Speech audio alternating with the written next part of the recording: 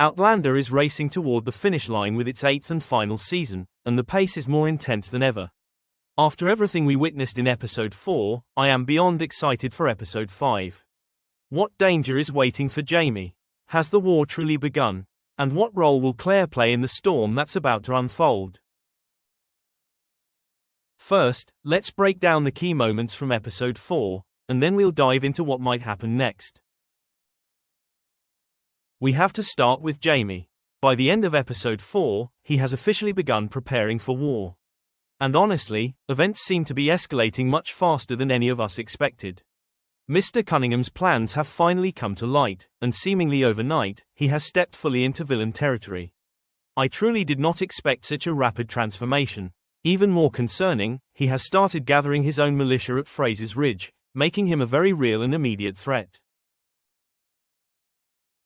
As we know, Roger set out to secure weapons for the coming conflict. However, the sacrifices Jamie once made for Claire have complicated their ability to receive that support. On top of that, Roger finds himself pulled into yet another war. At first glance, the situation looks bleak. But in order to gain access to weapons, Roger must first assist the American army. If he earns their trust, they may agree to supply him. Because without that support, we could be heading toward a devastating outcome, one that mirrors Frank's writings about Jamie's fate at the Battle of King's Mountain. Another major development in Episode 4 was Brianna's visit to Lord John Grey. Watching Lord John ask Brianna for help in repairing his relationship with William was genuinely heartwarming. And Brianna's kindness toward both of them gives me hope for what's to come. I especially loved the conversations between Brianna and William. It feels as though William is slowly moving closer to Jamie, and perhaps full acceptance will come, thanks in part to Brianna's influence. Their sibling-like bond in this episode was truly touching. Of course, we also have to talk about William and Amaranthus. I don't know about you, but I'm definitely rooting for them. There's a sweetness and sincerity in their connection that feels very real. However, something still doesn't sit right with me. Yes, maybe Amaranthus genuinely believed Ben was dead, which explains why she opened her heart to William so quickly. But everything has moved at such a rapid pace that it raises questions. And the fact that William hasn't fully clarified that Ben may still be alive feels suspicious. Their relationship may seem beautiful now, but I strongly suspect major twists are coming. Then there's Ian and Rachel.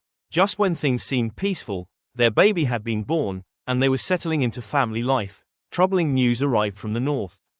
The native communities are in danger, and naturally Ian cannot ignore the thought of Emily and young Ian James. So they're heading north, and I'm certain this storyline will bring intense action and emotional stakes. Now, let's talk about Episode 5, titled, Send for the Devil. According to the synopsis, as the siege of Savannah rages outside the city walls, Brianna and Roger find themselves on opposite sides of the conflict. Meanwhile, Jamie confronts his demons at Lodge Night. Just reading that is enough to give you chills. The siege of Savannah could be one of the most dangerous situations we've seen so far. Roger has been unexpectedly drawn into the American forces, meaning he'll be directly involved in the siege. On the other hand, Brianna is with Lord John Grey. This puts them on opposing sides, exactly as the synopsis suggests. Despite that, I believe this couple will survive the chaos and find their way back to each other. Now for the real tension.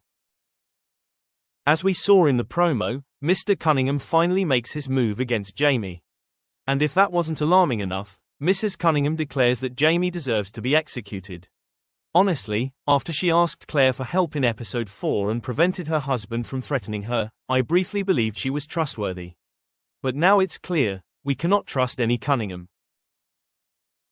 If a major battle erupts in Episode 5, Jamie could very well be wounded in a treacherous attack.